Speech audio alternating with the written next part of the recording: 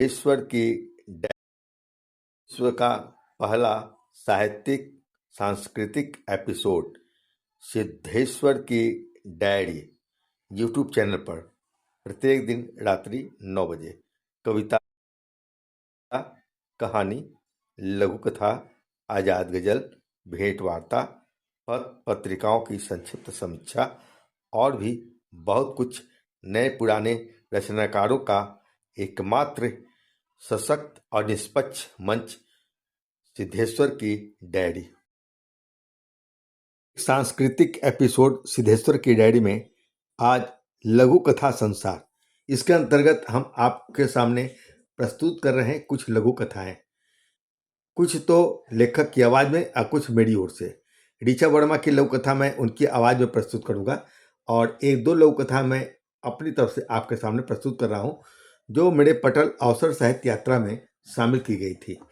एक लघु कथा है जो पुष्पा पांडे, रांची की लेखिका है पुष्पा पांडे, उनकी लघु कथा है जिसका शीर्षक है, टेलीफोन शैली में लिखी गई है लघु कथा है, वह मेरी है। आइए आपके सामने प्रस्तुत करता हूं एक लघु कथा जो टेलीफोन शैली में है और लेखिका है पुष्पा पांडे, वह मेरी है। हेलो रीता, आज इतनी सुबह सुबह? क्या मेरी नई पुस्तक अजमेर से मंगवा कर पढ़ भी ली? तुम्हें क्या अच्छा नहीं लगा?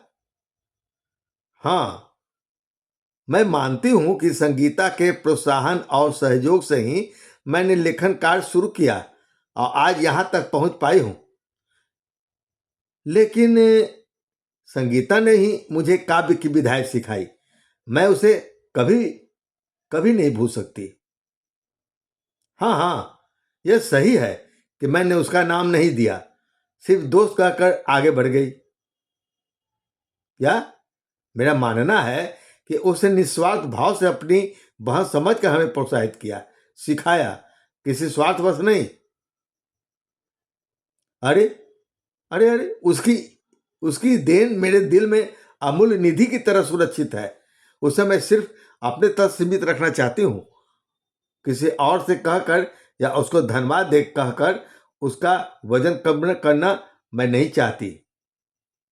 हाँ, हो सकता है कि तुझको मेरी सोच गलत लग रही है, लेकिन मुझे लगता है कि जिस दिन मैं दूसरों से कहना शुरू कर दूंगी उस दिन वह पढ़ाई हो जाएगी। वह तो मेरी है, दूसरों से कहने की क्या जरूरत है?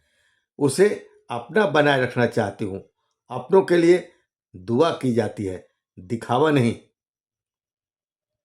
ठीक है, वो तो ठीक है कि आज का युग दिखावे का ही है। हर लोग अपना श्रेय लेना चाहते हैं। तो क्या संगीता भी? नहीं नहीं, मैं उससे बात करती हूं। और फोन कट गया। ये लघु कथा थी पुष्पा पांडे की। एक और लघु कथा प्रस्तुत है। राजस्थान के लेखक हैं, चर्चित लेखक, कवि, चित्रकार रशीद गौरी, सोजत सिटी राजस्थान से है। रशीद गौरी लेखक हैं और इनकी लघु कथा का शीर्षक है ढाई अक्षर। हर धर्म श्रेष्ठ होता है जो हमें संयम, संस्कार, आचरण, व्यवहार और जीना सिखाता है। लेकिन आज हम अपने अपने धर्म का ईमानदारी से पालन और सम्मान करने के बजाय ठीक विपरीत धाराओं में बह जा रहे हैं। समझ में नहीं आता हमें अपने आप को धार्मिक दिखाने की आवश्यकता ही क्या है। हमें तो इस मानसिक संकीर्णता से ऊपर उठकर अपने आप को भारतीय कहने में गर्व महसूस करना चाहिए।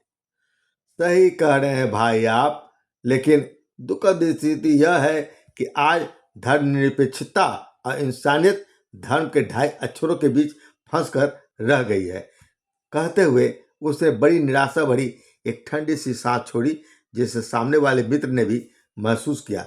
दोनों मित्रों की एक दूसरे से नजरें मिली। उनके खामोश लब एक हल्की सी जुम्बिश के साथ थरथरा कर रह गए। वहीं दूर कहीं से आजान की गुंजती सदाओं के साथ सामने के मंदिर से आरती की मधुर वाणी कानों में रस घोलती हुई उनके अंतस को रोशन कर रही थी। ये लघु कथा थी रशीद गौरी की, जिसका शीर्षक अच्छा था 2.5 अक्षर। सांप्रदायिकता के खिलाफ यह एक सशक्त लघु कथा थी। आज के इस एपिसोड में एक और लघु कथा मैं प्रस्तुत कर रहा हूं। डॉक्टर अनीता पंडा अनवी, जो बेंगलुरु की हैं, बेंगलुरु से उन्होंने अपनी लघु कथा भेजा है आज के लिए। डॉक्टर अनीता पंडा, उनकी लघु कथा का शीर्षक है सपनों का वेतन।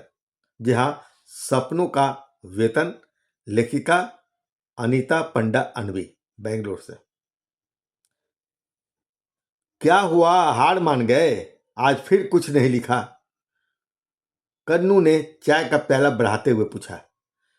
लेखक हरि ओम ने शांति से उत्तर दिया, लिखा तो बहुत है कन्नू, बस वह कागज कहीं खो गया है। तुम्हारे पास नहीं तो कहाँ गया? उसकी आवाज में शिकायत कम, चिंता अधिक थी।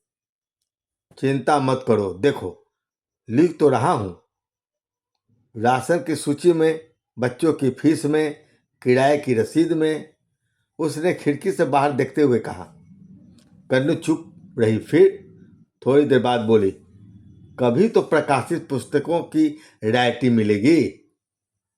हाँ, शायद मेरी मृत्यु के बाद। क्यों क्यों ऐसी बात कर रहे हो? अरे कन्नू, सपनों का वेतन मिलने से सपनों के वेतन मिलने में बहुत विलंब होता है। अब मैं संवेदनशील नहीं, जिम्मेदार बन गया हूं। उसकी हंसी में थकान थी। ये लघु कथा जो आज की यथास्थिति को व्यक्त करती है, गहरा चोट करती है आज के लेखक और उसकी यथास्थिति पर, डॉक्टर अनीता पंडा अनवी द्वारा। बहुत बहुत धन्यवाद दोस्तों। फिर हम अगले एपिसोड में कुछ लघु कथा या कहानी लेकर आपके सामने उपस्थित होंगे। हमारे चैनल को कृपया आप अवश्य देखते रहें और अपनी प्रतिक्रिया सुझाव भी हमें कमेंट बॉक्स में अवश्य दें। हमारे चैनल को भी सब्सक्राइब कर लें। बहुत बहुत धन्यवाद। आप भी हमसे जुड़ सकते हैं। हमारा व्हाट्सएप नंबर 9234760365 पर अपनी कोई रचना और संक्षिप्त परिचय भेजकर। धन्यवाद।